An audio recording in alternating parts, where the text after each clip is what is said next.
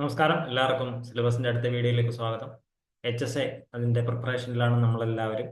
അതിൽ ഉള്ള തിരക്കുകളിലായിരിക്കും എല്ലാവരും. പഠിക്കാൻ തുടങ്ങിയിട്ടുണ്ടാവുമെന്ന് വിചാരിക്കുന്നു. ആക്ച്വലി ഇനി ഒരു 6-7 മാസം ആണ് നമ്മുടെ മുമ്പിലുള്ളത്. കഷ്ടി പറഞ്ഞാൽ ഒരു 180 ദിവസം. അപ്പൊ തന്നെ 2025-ന്റെ പകുതി ആയി കഴിഞ്ഞു. അപ്പോൾ അതിലേക്കുള്ള പ്രിപ്പറേഷൻ എല്ലാവരും തുടങ്ങുക. നമ്മൾ അതിന് ക്ലാസ് തരാൻ ഉദ്ദേശിക്കുന്നുണ്ട്. ഫ്രീ ക്ലാസ്സസ് ആയിരിക്കും. അപ്പോൾ പറ്റുന്നിടത്തോളം നമുക്ക് മുന്നിലേക്ക് പോവാം. എല്ലാവർക്കും അതിലേക്കും സ്വാഗതം. ഇപ്പൊ നമ്മൾ ചെയ്യാൻ പോകുന്നത് 2025 ഇപ്പോൾ ഉള്ള സിലബസ് പ്രകാരം ഈ വരുന്ന മലയാളം പരീക്ഷയുടെ HSAയുടെ സിലബസ് ഒന്ന് ഓടിച്ചു നോക്കുകയാണ്. നിങ്ങൾക്ക് അറിയുന്നുണ്ടായിരിക്കും, ചിലർ ആദ്യമായിട്ടായിരിക്കും മലയാളം എഴുതുന്നത്, ചിലത് എന്നെ പോലെയൊക്കെ തന്നെ 2-3 പ്രാവശ്യം എഴുതിയിട്ടുണ്ടായിരിക്കുന്നവരായിരിക്കും. അപ്പോൾ ആദ്യമായി കാണുന്നവർക്ക് സിലബസ് ഒന്ന് മനസ്സിലാക്കാനും നമ്മളെ പോലെ എഴുതി പഴക്കമുള്ളവർക്കൊന്ന് ഓർമ്മപ്പെടുത്താനും വേണ്ടിയിട്ടാണ് ഈ ഒരു സിലബസ് വായിക്കുന്നത്. പിന്നീട് ചിലപ്പോൾ വേണമെങ്കിൽ ഒരു റിവിഷൻ ഒക്കെ വന്നേക്കാം. അങ്ങനെ സിലബസ് റിവിഷൻ വന്നാൽ പോലും പരീക്ഷയ്ക്ക് ഒരു 2-3 മാക്സിമം മാസങ്ങൾക്ക് മുമ്പ് മാത്രമേ വരികയുള്ളൂ. അപ്പൊ ഇപ്പോഴുള്ളത് പ്രകാരം നമുക്ക് ഈ ഒരു സിലബസ് പഠിച്ചു പോകാനാണ് പറ്റുക. അപ്പോൾ അതിന്റെ ബേസിസിലുള്ള ഈ ഒരു സിലബസിന്റെ ബേസിസിൽ ഉള്ള ഒരു സിലബസ് ഡിസ്കഷനാണ് നമ്മൾ ഉദ്ദേശിക്കുന്നത്. ഇതിന് ശേഷം ഒരു 2-3 ദിവസത്തിന് ശേഷം ഇനിയുള്ള ദിവസങ്ങളിൽ നമ്മൾ 2022 നടന്ന മലയാളം HSAയുടെ ഒരു പ്രീവിയസ് ഇയർ ക്വസ്റ്റ്യൻ ഡിസ്കഷൻ ഉണ്ട്. അപ്പോൾ താല്പര്യമുണ്ടെങ്കിൽ, ഇഷ്ടമായെങ്കിൽ നമ്മളുടെ കൂടെ കൂടാം, അതും നമുക്ക് കാണാം.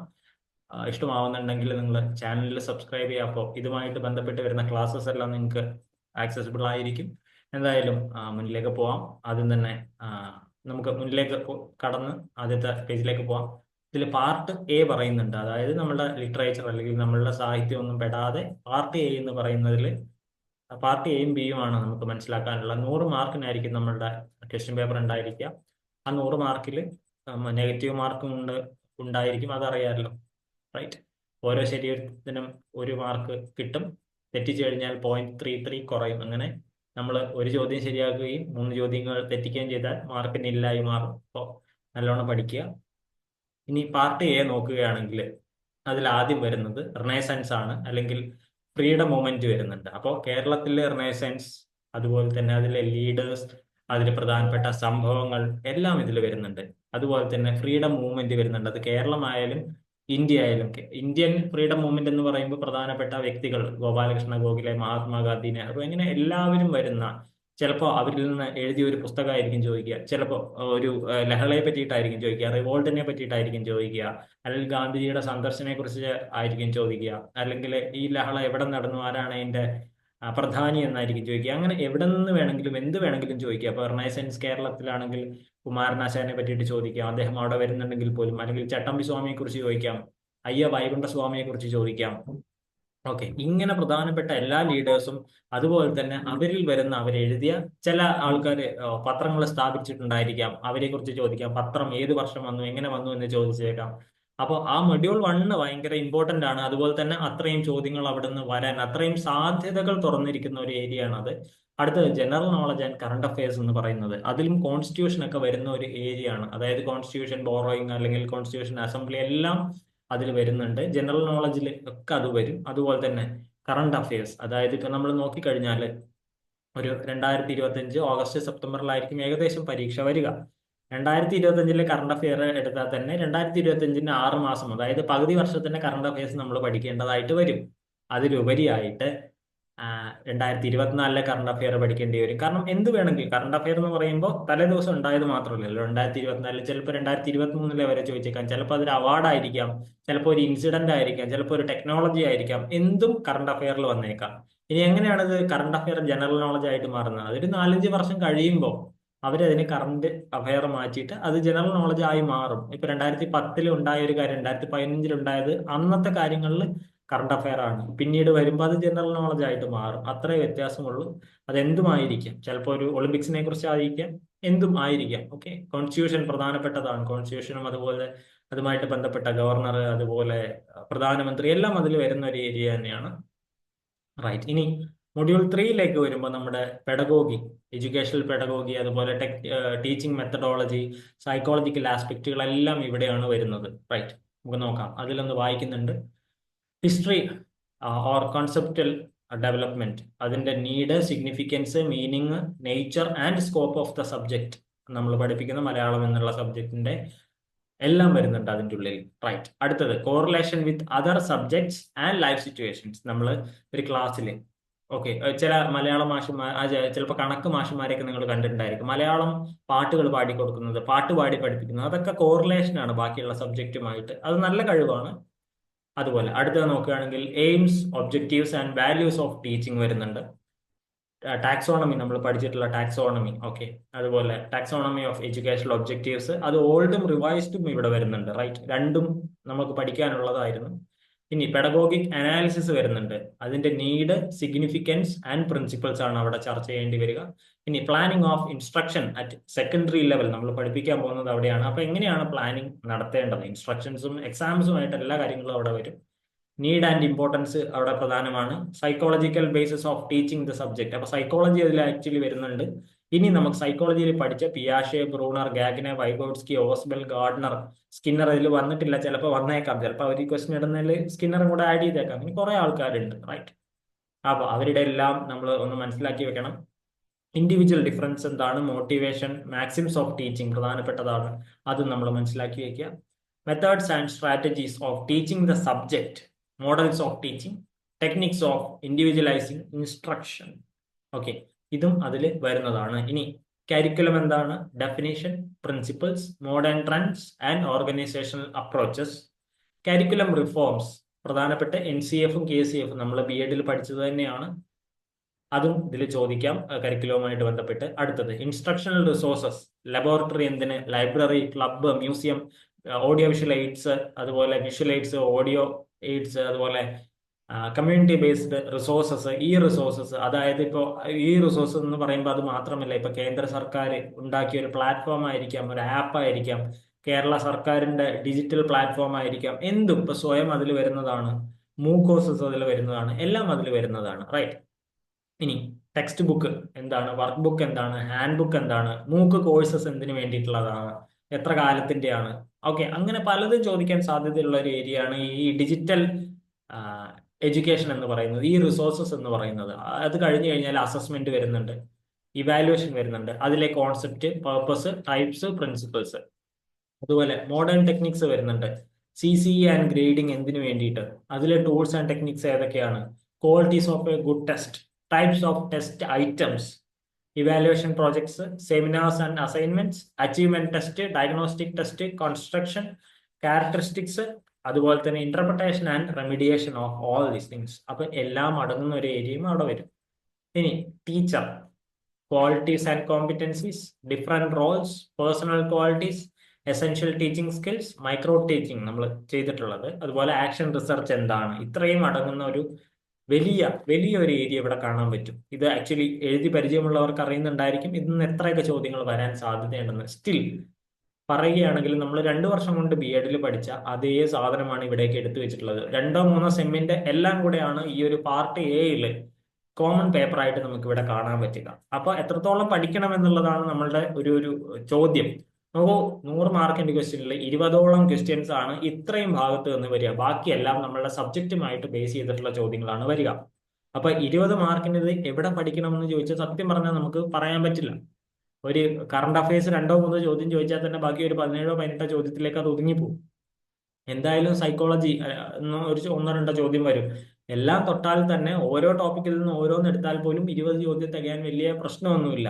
ചിലപ്പോൾ ഇനിയിപ്പോ പുതിയൊരു സ്റ്റേറ്റ്മെന്റ് ടൈപ്പ് ക്വസ്റ്റ്യൻ ആണെങ്കിൽ നമ്മുടെ കോൺസ്റ്റിറ്റ്യൂഷനുമായിട്ട് ബേസ് ചെയ്തിട്ടുള്ള 4 ആർട്ടിക്കിളുകൾ ഒന്നിച്ച് ചോദിച്ച് മാച്ച് ദ ഫോളോയിങ് വേണമെങ്കിൽ ചോദിക്കാം. ഒന്നിച്ചാണ് ചോദ്യങ്ങളൊക്കെ വന്നുകൊണ്ടിരിക്കുന്നത്. അതിന്റെ രീതികളൊക്കെ മാറി തുടങ്ങി. PSC ചോദിക്കുന്നത് സ്റ്റേറ്റ്മെന്റ് ടൈപ്പിലേക്ക് ആവാൻ തുടങ്ങി. റൈറ്റ്.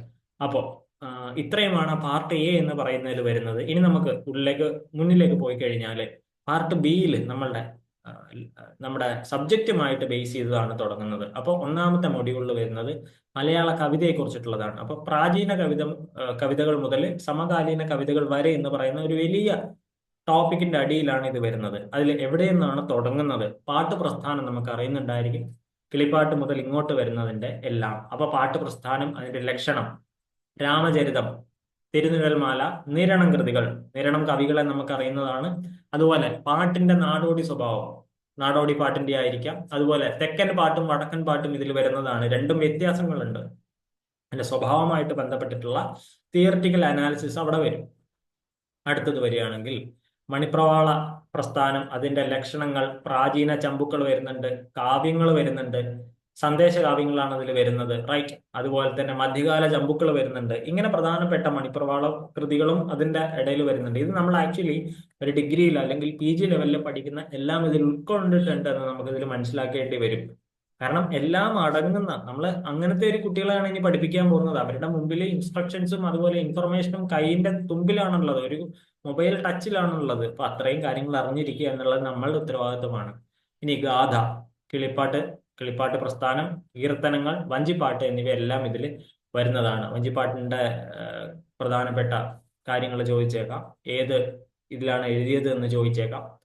കാൽപ്പനിക പൂർവ്വഘട്ടങ്ങൾ, അതായത് കൊടുങ്ങല്ലൂർ കുഞ്ഞിക്കുട്ടൻ തമ്പുരാൻ, കൊടുങ്ങല്ലൂർ കളരി, വെൺമണി കവിതകള്, കേരളവർമ്മ, അദ്ദേഹത്തിന്റെ കൂടെ ഉണ്ടായിരുന്ന ആൾക്കാര്, പ്രസ്ഥാനങ്ങൾ, മഹാകാവ്യങ്ങൾ, അദ്ദേഹം എഴുതിയ കാവ്യങ്ങളുടെ ഒരു രീതികള്, അതുപോലെ തന്നെ കാൽപ്പനികത.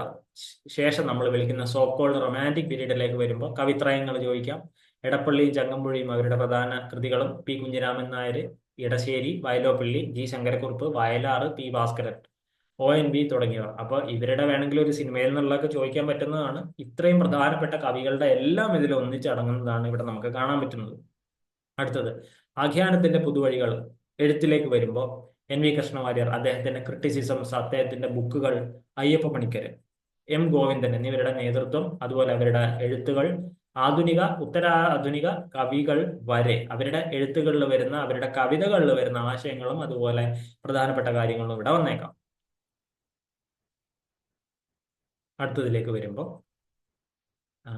യെസ്, മലയാള നോവലും ചെറുകഥയും വരികയാണെങ്കിൽ ആദ്യകാല കൃതികൾ മുതൽ സമകാലീന കൃതികൾ വരെ. അപ്പൊ അങ്ങനെയാണ് ഇവരെല്ലാം എടുത്തു വെക്കുന്നത്, പഴയ കാലം തൊട്ട് പുതിയ കാലം വരെ. അപ്പൊ നോവൽ പറയുകയാണെങ്കിൽ നോവലിന്റെ ആദ്യഘട്ടം തുടങ്ങുമ്പോൾ ആദ്യകാല നോവലുകൾ ഏതാണെന്ന് ചോദിച്ചേക്കാം. അതിൽ ചന്തുമേനന്റെയും CV അറിയുന്നുണ്ടായിരിക്കും അല്ലെ. CV-യുടെയും പ്രധാനപ്പെട്ട കൃതികൾ, മാർത്താണ്ഡവർമ്മ തുടങ്ങിയ എല്ലാ കൃതികളും ഇവിടെ ചോദിക്കാൻ സാധ്യതയുണ്ട്. രണ്ടാമത്തെ ഘട്ടം വരുമ്പോൾ തകഴി, ബഷീർ, ദേവ്, കേശവ് ദേവ് തുടങ്ങിയവരുടെ രചനകളിലേക്ക് വരുമ്പോൾ എങ്ങനെയാണ് ഈ എഴുത്ത് മാറിയത്, അവരുടെ പ്രധാനപ്പെട്ട എഴുത്തുകളിൽ എന്താണ് ഈ ആദ്യകാല നോവലുകളിൽ നിന്ന് ഒരു സമൂഹമായിട്ട് ബന്ധപ്പെട്ട് നിൽക്കുന്ന എഴുത്തുകളാണ് ഇവരുടെയിലേക്ക് വരുമ്പോൾ കാണാൻ പറ്റുക. അതുമായിട്ടുള്ള ചോദ്യങ്ങൾ, ഡയറക്റ്റ് ക്വസ്റ്റ്യൻസ് വന്നേക്കാം. മൂന്നാമത്തെ ഘട്ടം വരുമ്പോൾ ഭാവുകത്വ വ്യതിയാനം വരുന്നുണ്ട്, അതായത് വ്യത്യാസങ്ങൾ എഴുത്തിൽ വരുന്നുണ്ട്. ഇന്നത്തെ ഒരു എഴുത്തിലേക്ക് വരുമ്പോൾ രാജലക്ഷ്മി, അതുപോലെ MT മാധവിക്കുട്ടി, K. സുരേന്ദ്രൻ, നന്ദനാര്, മലയാറ്റൂർ, അതുപോലെ C. രാധാകൃഷ്ണൻ, NP മുഹമ്മദ് തുടങ്ങിയവരുടെ വലിയൊരു ലിസ്റ്റാണ് ഇവിടെ നമ്മൾ പറഞ്ഞു പോകുന്നത്. ആധുനിക കാലഘട്ടം ഇങ്ങോട്ട് വരുമ്പോൾ അസ്തിത്വാന്വേഷികൾ എന്ന് പറയുന്ന എക്സിസ്റ്റൻഷ്യൽ എഴുത്തുകാർ, OV വിജയനുണ്ട്, ആനന്ദ് ഉണ്ട്, M. മുകുന്ദൻ ഉണ്ട്. ഇനി ഉത്തരാധുനിക കാലഘട്ടം, ഉത്തരാധുനികത്തിന്റെ ഘട്ടത്തിലേക്ക് വരുമ്പോൾ ആഗോളവൽക്കരണം, പരിസ്ഥിതിവാദം, ദളിത്വാദം, സ്ത്രീവാദം, സൈബർ കേന്ദ്രീകൃതമായ നോവലുകൾ. കഴിഞ്ഞ ഒരു പരീക്ഷയ്ക്കൊക്കെ സൈബർ ഇടങ്ങളെ കുറിച്ച്, അതിൽ എഴുതുന്നവരെ കുറിച്ച്, അവരുടെ പ്രധാനപ്പെട്ട അവാർഡുകളെ കുറിച്ചൊക്കെ ചോദിച്ചതായിട്ട് ഓർമ്മയുണ്ട്. ഇനി ചെറുകഥയിലേക്ക് വരികയാണെങ്കിൽ ചെറുകഥയുടെ തുടക്കം, അതായത് ആദ്യഘട്ടം, ആദ്യകാല കഥകൾ വരുന്നുണ്ട്. നവോത്ഥാന ഘട്ടം, അതായത് തകഴി, ദേവ്, കേശവദേവ്, കാരൂര് തുടങ്ങിയവരുടെ എഴുത്തുകൾ ചെറുകഥയിൽ. കാൽപ്പനിക ഘട്ടത്തിൽ MT ഉണ്ട്, T. പത്മനാഭൻ തുടങ്ങിയവരാണ് കേട്ടോ. ഈ രണ്ടു പേര് എന്നുള്ളതല്ല ഇവിടെ അർത്ഥം, തുടങ്ങിയവരെല്ലാവരും ആ ഒരു ഘട്ടത്തിൽ വരുന്ന എല്ലാവരുടെയും പറയുന്നുണ്ട്. ആധുനിക ഘട്ടം, ദർശനത്തിലും ഭാഷയിലും വരുന്ന മാറ്റവും കൂടെ മനസ്സിലാക്കണം. ആധുനികോത്തരം എന്ന് പറയുന്ന അതിൽ വരുന്ന മൂല്യസങ്കല്പങ്ങൾ, അതുപോലെ പരിസ്ഥിതി, സ്ത്രീ, ദളിതവാദങ്ങൾ, ജീവിത ചിത്രീകരണം, അതുപോലെ ഉപഭോഗ സംസ്കാരവും ആഗോളവൽക്കരണവും തുടങ്ങിയ എഴുത്തിൽ വരുന്നതും എഴുതിയതുമായ കഥകളും എഴുതിയ ആൾക്കാരെയും ഇവിടെ ചോദിക്കാൻ സാധ്യതയുണ്ട്. ഇപ്പൊ ഇതിന്റെ ഒരു തിയറിറ്റിക്കൽ അനാലിസിസ് ആണെങ്കിൽ നമുക്ക് മനസ്സിലാവും എന്താണ് അതിൽ ഉദ്ദേശിക്കുന്നത്. പക്ഷെ ഒരാളുടെ കൃതിയിൽ എന്ത് വരുന്നു എന്ന് ചോദിച്ചാൽ നമ്മൾ ചിലപ്പോൾ ഒന്ന് ആലോചിക്കേണ്ടി വരും. ഇനി ഗദ്യ സാഹിത്യത്തിലേക്ക് വരികയാണെങ്കിൽ ആത്മകഥ, ജീവചരിത്രം, സഞ്ചാര സാഹിത്യം, വൈജ്ഞാനിക സാഹിത്യം എന്നിവ എന്ന് തുടങ്ങുന്ന വലിയൊരു മൊഡ്യൂളാണ് ഇവിടെ കാണാൻ പറ്റുക. ഗദ്യത്തിന്റെ വളർച്ച, ഭിന്നതലങ്ങൾ എന്നുള്ള ടോപ്പിക്കിന്റെ അടിയിൽ വരുമ്പോൾ രാഷ്ട്രീയ, സാമൂഹിക, സാംസ്കാരിക രംഗങ്ങളിൽ ശ്രദ്ധേയരായവരുടെ ആത്മകഥകൾ. അങ്ങനെ പറഞ്ഞാൽ മതി. ആത്മകഥകൾ ശ്രദ്ധിക്കണം, ആരുടെയൊക്കെയാണ്, ഏതൊക്കെ ആത്മകഥകൾ വരുന്നുണ്ടെന്ന് ശ്രദ്ധിക്കണം. തർജ്ജമകൾ ഉണ്ടോ, ട്രാൻസ്ലേഷൻസ് വരുന്നുണ്ടോ, അതുപോലെ കേരളീയരായ പ്രശസ്തരുടെ ആത്മകഥകൾ ഏതൊക്കെയാണ്, പാർശ്വവൽക്കരിക്കപ്പെട്ടവരുടെ ആത്മകഥകൾ ഏതൊക്കെയാണ്. ഇപ്പൊ പല CK ജാനു അങ്ങനെയുള്ള കുറെ ആൾക്കാരുടെ കഥകൾ കാണാൻ പറ്റും. കല്ലൻ പൊക്കുടന്റെ ആത്മകഥയുണ്ട്. അപ്പൊ ഇങ്ങനെയുള്ള കുറെ ഒരു വൽക്കരിക്കപ്പെടുന്നവരുടെ കഥകൾ വേണമെങ്കിൽ നമുക്ക് സംസാരിക്കാം. ഇനി ജീവചരിത്രത്തിലേക്ക് വരുമ്പോൾ, ഓട്ടോബയോഗ്രഫി കഴിഞ്ഞു ബയോഗ്രഫിയിലേക്ക് വരുമ്പോൾ അതിന്റെ ലക്ഷണം എന്താണ്? വിഭിന്ന രംഗങ്ങളിൽ പ്രശസ്തരായവരുടെ ജീവചരിത്രം, അവഗണിക്കപ്പെടുന്നവരുടെ ജീവചരിത്രം. ഓക്കെ, അവിടെ പാർശ്വവൽക്കരിക്കപ്പെട്ടവരായിരുന്നു. റൈറ്റ്. അടുത്തത് സഞ്ചാര സാഹിത്യം, ആദ്യകാല സഞ്ചാരികളും യാത്രാക്കുറിപ്പുകളും. നമുക്കറിയാലോ പ്രധാനപ്പെട്ട ആൾക്കാർ ആരാണെന്ന്. അതുപോലെ സഞ്ചാര സാഹിത്യത്തിന്റെ ലക്ഷണം, പ്രധാന കൃതികൾ. ഓക്കെ. അതുപോലെ വൈജ്ഞാനിക സാഹിത്യത്തിൽ വരുമ്പോൾ വിവിധ മേഖലകളിലുള്ള വിജ്ഞാനത്തിന്റെ വളർച്ച, അതിന്റെ ആവിഷ്കാരം, വൈദ്യം, ജ്യോതിഷം, തത്വശാസ്ത്രം, ഗണിതം, കൃഷി എന്നീ രംഗങ്ങൾ മുതൽ വിവര സാങ്കേതിക തലം വരെയുള്ള വൈജ്ഞാനിക സാഹിത്യ കൃതികൾ. ഒരു വലിയ വലിയ ഒരു ഏരിയ അവിടെ കവർ ചെയ്ത് പോകുന്നുണ്ട്. അതില് എന്താണെന്നല്ല ചോദിക്കുന്നത്, അതുമായി ബന്ധപ്പെട്ട് കിടക്കുന്ന സാഹിത്യ കൃതികളാണ് ചോദിക്കുന്നത്. അതാണ് വൈജ്ഞാനിക സാഹിത്യം എന്ന് പറയുന്നത്. അടുത്തതിലേക്ക് വരുമ്പോൾ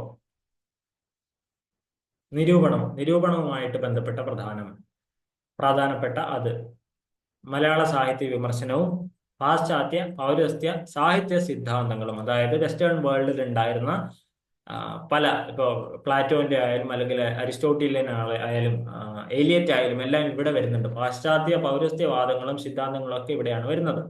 ഇനി അതിലേക്ക് ആദ്യമായിട്ട് വരികയാണെങ്കിൽ, മലയാള സാഹിത്യവുമായിട്ട് ബന്ധപ്പെട്ട് വരികയാണെങ്കിൽ, മലയാള വിമർശനം എന്താണ്, പ്രാരംഭ ഘട്ടങ്ങൾ എവിടെയാണ്, അതിൽ പത്രമാസികകളുടെ പങ്ക് എന്താണ്, വളർച്ച എങ്ങനെ, അതുപോലെ പ്രധാനപ്പെട്ട കേസരി വിമർശക ത്രയങ്ങൾ ഏതൊക്കെയാണ്, ഇതെല്ലാം അവിടെ വരുന്ന ഒരു ഏരിയ ആയിട്ട് കാണാൻ പറ്റും. ഇനി വിമർശനത്തിന്റെ ധാരകൾ അല്ലെങ്കിൽ ഏതൊക്കെ വഴികളിലാണ് അത് പോകുന്നുള്ളത്. അപ്പൊ പ്രധാനമായിട്ടും നമ്മൾ കാണാൻ പറ്റുന്നത് മാർക്സിസം ഉണ്ട്, മനഃശാസ്ത്ര സാമൂഹിക ശാസ്ത്രം, അതായത് സൈക്കോ അനലിറ്റിക്കൽ ഉണ്ട്, സർഗാത്മക ചിന്താ പദ്ധതികളുണ്ട്. ഇനി ആധുനിക ഉത്തരാധുനിക, മോഡേൺ ആൻഡ് പോസ്റ്റ് മോഡേൺ വരുന്നുണ്ട്. പാശ്ചാത്യ സാഹിത്യ സിദ്ധാന്തങ്ങൾ, ബേസിക്കലി നമ്മൾ പറഞ്ഞ പോലെ Plato, Aristotle, Wordsworth, Coleridge, T S. Eliot എന്നിവരുടെ ചിന്തകളും അവരെന്താണ് പോയത്തിനെ കുറിച്ച്, പോയട്രിയെ കുറിച്ച്, ആർട്ടിനെ കുറിച്ച്, ലിറ്ററേച്ചറിനെ കുറിച്ച് പറഞ്ഞത് എന്നുള്ളതും ഇവിടെ കാര്യമാക്കാം. ഇനി മാർക്സിയൻ സൗന്ദര്യ ദർശനം എന്താണ്, മാർക്സിസം മുന്നിലേക്ക് വയ്ക്കുന്ന എസ്തെറ്റിക് വാല്യൂസ് എന്താണ്, അസ്തിത്വ ദർശനം എന്ന് പറഞ്ഞു കഴിഞ്ഞാൽ നമ്മളുടെ എക്സിസ്റ്റൻഷ്യൽ എന്ന് പറയുന്ന ഒരു അസ്തിത്വം, നമ്മൾ എന്തിനാണ് ജീവിക്കുന്നത് എന്ന് പറയുന്നതിനെ കുറിച്ചിട്ടുള്ള വാദങ്ങൾ. മോഡേൺ പോസ്റ്റ് മോഡേൺ ചിന്തകൾ, ദളിത്, പരിസ്ഥിതി, സ്ത്രീവാദ ചിന്തകൾ. അപ്പൊ ഏതുമായിട്ട് ബന്ധപ്പെട്ടിട്ടുള്ളതാണ്? പാശ്ചാത്യ ലോകത്തിലുള്ളതാണ്. അപ്പോൾ നമ്മൾക്ക് വിർജീനിയ വൂൾഫ് ഒക്കെ അവിടെ വരുന്നതാണ്, വൂൾഫിന്റെ കൃതികളൊക്കെ അവിടെ വരുന്നതാണ്. റൈറ്റ്. ഇനി പൗരസ്ത്യ സിദ്ധാന്തങ്ങൾ, ഇവിടുത്തെ നമ്മളുടേതായിട്ടുള്ളത്. കവി എന്താണ്, കാവ്യം എന്താണ്, സഹൃദയൻ എന്താണ്, അതിന്റെ നിർവചനങ്ങൾ എങ്ങനെ വരും, രസ, ധ്വനി, അലങ്കാരം, വൃത്തം, തിണ എന്നീ കാവ്യ സിദ്ധാന്തങ്ങൾ എന്ത് വരുന്നത്, രസ തിയറി, ധ്വനി തിയറി അങ്ങനെ വരുന്നത്. റൈറ്റ്. അലങ്കാരങ്ങൾ എങ്ങനെ വരുന്നു, വൃത്തങ്ങൾ എങ്ങനെ വരുന്നു. അടുത്തത് ഭാഷാശാസ്ത്രവുമായിട്ട് ബന്ധപ്പെട്ടിട്ടുള്ളതാണ്, അഞ്ചാമത്തെ ആയിട്ട് വരുന്ന മൊഡ്യൂളിൽ വരുന്നത്. ഭാഷയെക്കുറിച്ചുള്ള നിർവചനങ്ങൾ എന്തൊക്കെയാണ്, സ്വനികം എന്താണ്, രൂപികം, വാക്യം, അർത്ഥം എന്നിവയെക്കുറിച്ചുള്ള ഭാഷാ ശാസ്ത്ര സങ്കല്പങ്ങളെ ഇവിടെ എടുത്തു കാണിക്കേണ്ടി വരും. അടുത്തത് മലയാള ഭാഷയുടെ ഉൽപ്പത്തി, ഭിന്നവാദങ്ങൾ, മലയാള ഭാഷയുടെ വളർച്ച, ഭിന്ന ഘട്ടങ്ങൾ. ഓക്കെ. അടുത്തത് അക്ഷരമാല, ശബ്ദവിഭാഗം, നാമവിഭാഗം, കൃതിവിഭാഗം, ഭേദകം, വാക്യവിചാരം എന്നിവയെ മുൻനിർത്തിയുള്ള പഠനം. ഇപ്പോൾ ഇതൊക്കെ നമ്മൾക്ക് അറിയുന്ന തിയറീസ് അല്ലെങ്കിൽ കാര്യങ്ങളായിരിക്കും. പക്ഷെ ആ ഒരു പ്രത്യേക സമയത്ത് ഒരു മാർക്കിന്റെ ക്വസ്റ്റ്യൻ ആയിട്ട് വരുമ്പോൾ നമ്മൾ വേണമെങ്കിലൊന്ന് ശ്രദ്ധ അലസിപ്പോയാൽ ഒരു മാർക്ക് നമുക്ക് പോകും. കാരണം ഇത് തിയറിറ്റിക്കൽ ആണെങ്കിലും, എല്ലാം തിയറിയിൽ നിന്ന് വരുന്ന ഒരു പരീക്ഷയല്ല. എഴുത്ത് പരീക്ഷയാണെങ്കിലും ഒബ്ജക്റ്റീവ് ആയിട്ടുള്ള ക്വസ്റ്റ്യൻസ് ആണ് ഇവിടെ വരുന്നത്. ഒബ്ജക്റ്റീവ് ക്വസ്റ്റ്യൻസിന്റെ പ്രധാനപ്പെട്ട കാര്യം എന്താണ്? എന്ത് വലിയ തിയറി ആണെങ്കിലും അതിൽ ചോദിക്കാൻ പറ്റിയ ഒരു ഒബ്ജക്റ്റീവ് ക്വസ്റ്റ്യൻ ഉണ്ടായിരിക്കും. അതിൽ നിന്നാണ് അവിടെ ചോദ്യം വരികയുള്ളൂ. റൈറ്റ്. അടുത്തത് ചോദിക്കാം. ഇനി മാധ്യമ പഠനം എന്നുള്ളത്, മാധ്യമങ്ങളെ കുറിച്ചിട്ടുള്ള. റൈറ്റ്. ഇന്ന് എത്തി നിൽക്കുന്നത് സോഷ്യൽ മീഡിയയിലേക്ക് വരെ എത്തി നിൽക്കുന്നുണ്ട്. അപ്പോൾ അച്ചടി മാധ്യമം മുതൽ സൈബർ മാധ്യമം വരെ ഇന്നത്തെ കാലഘട്ടവും കൂടെ ഉൾപ്പെടുത്തിയിട്ടുള്ള ഒരു സിലബസ് ആണ് അവിടെ കാണാൻ പറ്റുക. എങ്ങനെയാണ് അച്ചടി, റേഡിയോ, ടെലിവിഷൻ തുടങ്ങിയ മാധ്യമങ്ങൾ ഭാഷയുടെ പുരോഗതിയിൽ വഹിച്ച പങ്കെന്ത്, പത്രമാസികകളുടെ വളർച്ചയുടെ വിവിധ ഘട്ടങ്ങൾ ഏത്, റേഡിയോ അതിൽ തന്നെ പ്രക്ഷേപണ ചരിത്രവും റേഡിയോ ജേർണലിസവും എങ്ങനെ വരുന്നു, ടെലിവിഷൻ പ്രക്ഷേപണ ചരിത്രം, അതുപോലെ ഇലക്ട്രോണിക് മാധ്യമങ്ങൾ ഭാഷയ്ക്ക് ഉണ്ടാക്കുന്ന മാറ്റങ്ങൾ എങ്ങനെ ആവുന്നു. ഇനി ദൃശ്യകലയിലേക്ക് വരുമ്പോൾ, അതായത് നമ്മൾ കവിത പറഞ്ഞു, അങ്ങനെയെല്ലാം പറഞ്ഞു കഴിയുമ്പോഴാണ് നമ്മൾക്ക് ഒരു കാര്യം ഓർമ്മ വരേണ്ടത്. ആട്ടക്കഥ, തുള്ളൽ, നാടകം, സിനിമ എന്ന് പറയുന്ന ദൃശ്യകലകളിലേക്ക് എങ്ങനെ നമുക്ക് നമ്മളുടെ ഒരു അറിവെത്തുന്നു. ആദ്യം തന്നെ ആട്ടക്കഥകളിലേക്കാണ് പോകുന്നത്. അതിന്റെ വളർച്ചയും വികാസവും ആലോചിക്കണം. ആട്ടപ്രകാരവും ക്രമദീപികയും വള്ളത്തോളും കേരള കലാമണ്ഡലവും പ്രധാന ആട്ടക്കഥകൾ എഴുതിയ ആൾക്കാർ, പ്രധാനപ്പെട്ട കാര്യങ്ങളെല്ലാം ഇതിൽ വരുന്നതാണ്. അപ്പൊ വലിയൊരു ഏരിയ നമുക്ക് ഇവിടെ കാണാൻ പറ്റുന്നുണ്ട്. പക്ഷെ ഇതിൽ നിന്നൊക്കെ ചോദിക്കാനുള്ള ചോദ്യങ്ങളുടെ എണ്ണം വളരെ മിനിമം ആയിരിക്കും. ഓരോ മൊഡ്യൂളിൽ നിന്ന് അത്ര നമുക്കൊരു 8 മൊഡ്യൂളിന്റെ അടുത്താണ് ഉള്ളത്, റൈറ്റ്? ഈ 8 മൊഡ്യൂളിൽ നിന്ന് നമ്മൾക്ക് ചോദിക്കുകയാണെങ്കിൽ എങ്ങനെയാ വരിക? ഒരു 80 ക്വസ്റ്റ്യൻസിന്റെ അടുത്ത് വരും. അതും ചേർത്തിട്ട് പാർട്ട് എയും കൂടെ ചേർത്ത് 100 ക്വസ്റ്റ്യൻ ആണ് വരിക. അപ്പൊ ആലോചിച്ച് നോക്കുക. അടുത്തത് തുള്ളൽ. ആട്ടക്കഥ കഴിഞ്ഞ് തുള്ളലിലേക്ക് വരുമ്പോൾ ഉദ്ഭവം കാണണം, വളർച്ച കാണണം, വിവിധ തരം തുള്ളൽ കാണണം, അതിന്റെ പ്രധാനപ്പെട്ട നമ്പ്യാരുടെ കൃതികൾ, അതുപോലെ ഏത് വേഷങ്ങൾ ഉണ്ടാവുന്നു, വേഷങ്ങളുടെ പ്രത്യേകതകൾ, ഇതെല്ലാം ചോദിക്കാൻ സാധ്യതയുണ്ട്. നാടകം. നാടകം വലിയൊരു ഏരിയ ആണ് അല്ലെ? എവിടം തൊട്ട് തുടങ്ങി എവിടേക്കോ പോകുന്ന ഒരു ഏരിയയാണ് നാടകവും സിനിമ എന്ന് പറയുന്നത്. അതില് നാടകത്തിലേക്ക് വരുമ്പോൾ മലയാള നാടകത്തിന്റെ ആദിരൂപങ്ങൾ, തർജ്ജമകൾ, സംഗീത നാടകം, സാമൂഹിക നാടകം, രാഷ്ട്രീയ നാടകം. എൻ പിള്ളയൊക്കെ വരുമ്പോഴേക്കും പിന്നെയും മാറുന്നുണ്ട്. ഇനി നവീന സങ്കല്പങ്ങൾ ഇങ്ങോട്ട് വരുമ്പോൾ അതും ഒരു പാശ്ചാത്യ വെസ്റ്റേണൈസ്ഡ് ടോപ്പിക്കാണ് ഇവിടെ വരുന്നത്. ഹെൻറിക് ഇബ്സന്റെ ഇബ്സനിസം വരുന്നുണ്ട്. അദ്ദേഹത്തിന്റെ റൈഡേഴ്സ് ടു ദ സീ എന്ന് പറയുന്ന നാടകം നിങ്ങൾ കേട്ടിട്ടുണ്ടായിരിക്കും. അബ്സേർഡ് നാടകങ്ങൾ നിങ്ങൾ കേട്ടിട്ടുണ്ടായിരിക്കും. അബ്സേർഡിസ്റ്റ് തിയേറ്റർ, അപ്പോൾ വെയിറ്റിംഗ് ഫോർ ഗോദോത്ത് എന്നൊക്കെ പറയുന്ന നാടകങ്ങൾ നിങ്ങളൊന്ന് വായിച്ചു നോക്കിയാൽ നല്ലതായിരിക്കും. അതിന്റെ അവസ്ഥകൾ കേട്ടാലും മതി. അബ്സേർഡ് ആയിട്ടുള്ള ഒരു ലോകം, ഒന്നിനും പ്രത്യേകിച്ച് അർത്ഥങ്ങളില്ല. ഓക്കെ. ഇംപ്രഷനിസ്റ്റ് നാടകങ്ങൾ, ഇംപ്രഷനിസം എക്സ്പോസ് ചെയ്യുന്ന നാടകങ്ങൾ, അതുപോലെ തനത് നാടകങ്ങൾ, നമ്മളുടേതായിട്ടുള്ള നാടകങ്ങളും ഇവിടെ വരുന്നുണ്ട്. അടുത്തത് സിനിമ. മലയാള സിനിമ വരും. വളർച്ചയും വികാസവും സിനിമയും സാഹിത്യവും ഇവിടെ വരുന്നതാണ്. ഇനി സാംസ്കാരിക പഠനമാണ് 8ാമത്തെ ഒരു ഇതിൽ വരുന്നത്. ഇനി കേരള സംസ്കാരവും നാടോടി വിജ്ഞാനവും ഇവിടെ വരുന്നുണ്ട്. അതുപോലെ തന്നെ സംസ്കാര പഠനത്തിന് സഹായമാകുന്ന ഉപാധികളുണ്ട്. ആര്യാഗമവും ആര്യന്മാരുടെ വരവും സാംസ്കാരിക സമന്വയവും. അറിയാമല്ലോ നമ്മളുടെ കൾച്ചർ എങ്ങനെയാണ് മിക്സ് ചെയ്തത്, നമ്മളുടെ കാര്യങ്ങൾ എങ്ങനെയാണ് മിക്സ് ചെയ്തത് എന്നൊക്കെ പറയുന്ന രീതികൾ ഇവിടെ കാണാൻ പറ്റും. മലയാള ഭാഷയുടെ വികാസ പരിണാമം, സാംസ്കാരിക മേഖലകളിലുള്ള കേരളത്തിന്റെ മുന്നേറ്റം, പാശ്ചാത്യരുടെ അധിനിവേശം, ഫലങ്ങൾ അല്ലെങ്കിൽ നവോത്ഥാനം നമ്മൾ അവിടെ പറഞ്ഞ ഒരു ഏരിയയാണ്. റിനൈസൻസ് അല്ലെങ്കിൽ അതിൽ വരുന്ന നവോത്ഥാന ആൾക്കാർ ആരൊക്കെയാണ്? ജനകീയ മുന്നേറ്റങ്ങൾ, അയിത്തോച്ചാടനം, അതിൽ ബന്ധപ്പെട്ടിട്ടുള്ള ആൾക്കാർ, ഐക്യ കേരള പ്രസ്ഥാനം എന്താണ്, ഉത്തരാധുനിക കാലഘട്ടത്തിലെ സാംസ്കാരിക വ്യതിയാനങ്ങൾ എന്തൊക്കെ വരും, ഫോക്ലോർ എന്താണ്, ഫോക്ലോറിലെ സംജ്ഞയും സവിശേഷതയും. ഫോക്ലോർ എന്ന് പറയുന്ന ഒരു ഏരിയ തന്നെ ഇപ്പോൾ പ്രധാനപ്പെട്ടതായിട്ട് നമ്മൾ ഇന്നത്തെ ഒരു PhD-യിലോ അല്ലെങ്കിൽ നമ്മളെ സാംസ്കാരിക രംഗത്ത് തന്നെ ഈ ഫോക്ലോർ വളരെ ഇമ്പോർട്ടന്റ് ആയിട്ട് കാണുന്നതാണ്. അപ്പോൾ അതിന്റെ ധർമ്മങ്ങൾ എന്തൊക്കെയാണ്? ഫോക്ലോറിന്റെ ധർമ്മങ്ങൾ, ഫോക്ലോറിലെ ജനുസുകൾ ഏതൊക്കെയാണ്, സംസ്കാര പഠനത്തിൽ നാടോടി വിജ്ഞാനത്തിന്റെ പങ്ക് എന്ത്? അപ്പോ നാടോടി വിജ്ഞാനം എന്ന് പറഞ്ഞ അത്രയും ഒരു മിത്തൊക്കെ എല്ലാം അതിൽ ഇഴചേർന്ന് കിടക്കുന്നതാണ്. മിത്തുകൾ ഇതിൽ വരും, നമ്മുടേതായ വിശ്വാസങ്ങൾ, പ്രമാണങ്ങൾ എല്ലാം ഇതിൽ വരുന്നതാണ്. അപ്പൊ അതുമായിട്ട് സംസ്കാരത്തിന് അല്ലെങ്കിൽ ഫോക്ലോർ ആയിട്ട് ഈ സംസ്കാരം നമ്മളുടെ ഈ നാടിന് എങ്ങനെയായിട്ട് ബന്ധപ്പെട്ട് കിടക്കുന്നു എന്നുള്ളതാണ് ഇവിടെ പഠിക്കേണ്ട ഒരു പ്രധാനപ്പെട്ട കാര്യം. ഇത് തിയററ്റിക്കലായിട്ട് ചോദിക്കുകയാണെങ്കിൽ നമുക്ക് എളുപ്പമാണ്. പക്ഷെ അതിൽ പ്രധാനപ്പെട്ട ഒരു എഴുത്തുകാരൻ ആരാണ്, ഇപ്പൊ അതുമായിട്ട് ബന്ധപ്പെട്ട് കിടക്കുന്ന ഒരു അവാർഡ് ഏതാണ്, അത് കിട്ടിയത് ആർക്കാണെന്ന് ചോദിക്കുമ്പോൾ നമ്മളൊന്നും കൂടെ ഒന്ന് ആലോചിക്കേണ്ടതായിട്ട് വരും. അപ്പോൾ ഇത്രയുമാണ് നമ്മളുടെ ഒരു പ്രധാനപ്പെട്ട ഒരു സിലബസ് എന്ന് പറയുന്നത് നമുക്ക് പറയാൻ പറ്റുന്നത്. അപ്പോൾ ഇത്രയുമാണ്. അപ്പോൾ ഈ ഒരു സിലബസ് മാറില്ല എന്ന് നമുക്ക് വിചാരിക്കാം. മാറിയാലും എത്രത്തോളം മാറുമെന്ന് നമുക്ക് പറയാൻ പറ്റില്ല. സ്റ്റിൽ അപ്പോൾ എല്ലാവർക്കും പഠനം കണ്ടിന്യൂ ചെയ്യുക, പഠിച്ചുകൊണ്ടിരിക്കുക. നമ്മൾ ക്ലാസ്സസ് പ്ലാൻ ചെയ്യുന്നുണ്ട്. അങ്ങനെയാണെങ്കിൽ നമ്മൾ എന്തായാലും അറിയിക്കുന്നതായിരിക്കും. താല്പര്യമുണ്ടെങ്കിൽ കൂടാം, സബ്സ്ക്രൈബ് ചെയ്യാം. കാരണം ക്ലാസ്സസ് വരുമ്പോൾ അറിയാൻ വേണ്ടിയിട്ടായിരുന്നു. നമ്മൾ എന്തായാലും പ്ലാൻ ചെയ്യുന്നുണ്ട്. ചില വിഷയങ്ങളെല്ലാം നമ്മൾ പ്ലാൻ ചെയ്ത് വരുന്നുണ്ട്, ടീച്ചേഴ്സ് നമ്മളെല്ലാവരും കൂടിയിട്ട്. അപ്പോൾ നിങ്ങളുടെ എല്ലാ കൂട്ടുകാർക്കും അറിയിക്കുക, അവരെയും കൂടെ കൂട്ടുക. പഠിക്കുന്നതിൽ നമ്മൾ വാശി കാണിക്കരുത്, സ്വയം ഇരുന്ന് പഠിക്കുന്നതിൽ വാശി കാണിക്കുക. അപ്പോൾ എല്ലാവരെയും അറിയിക്കുക, എല്ലാവരും പഠിക്കാനുള്ള മോട്ടിവേഷൻ നിങ്ങൾ കൊടുക്കുക. അപ്പൊ എല്ലാവർക്കും നല്ലൊരു പഠനകാലം ആശംസിക്കുന്നു. നമുക്ക് ഇനി അടുത്തൊരു ക്ലാസ്സിൽ കാണാം. ഇതിന് ഉപരിയായിട്ട് ഒരു 2-3 ദിവസം കഴിയുമ്പോഴേക്കും നമ്മൾ 2022 ഒരു ക്വസ്റ്റ്യൻ പേപ്പർ അനാലിസിസ് അല്ലെങ്കിൽ PYQ നമ്മളൊന്ന് നോക്കുന്നുണ്ട്. അപ്പോൾ അതിലേക്കും എല്ലാവരും സ്വാഗതം ചെയ്യുന്നു. കഴിഞ്ഞ ക്വസ്റ്റ്യൻ പേപ്പർ എങ്ങനെയായിരുന്നു, അത് വിത്ത് ആൻസർ ആയിരിക്കും നമ്മൾ ഡീറ്റെയിൽഡ് ആയിട്ട് പറയുന്നത്, അല്ലെങ്കിൽ ആൻസർ ആയിരിക്കും നമ്മൾ പറഞ്ഞു പോകുന്നത്. അപ്പോൾ അതിലേക്ക് നിങ്ങളെ സ്വാഗതം ചെയ്യുന്നു. 2-3 ദിവസം കഴിയുമ്പോഴേക്കും നമ്മൾ വീഡിയോ അപ്ലോഡ് ചെയ്യുന്നതായിരിക്കും. അപ്പോൾ എല്ലാവർക്കും ആ ഒരു വീഡിയോയിൽ കാണാം. അപ്പോൾ എല്ലാവർക്കും നല്ലൊരു ദിവസം ആശംസിക്കുന്നു, നല്ല പഠനകാലം ആശംസിക്കുന്നു. എല്ലാവർക്കും നന്ദി. Thank you.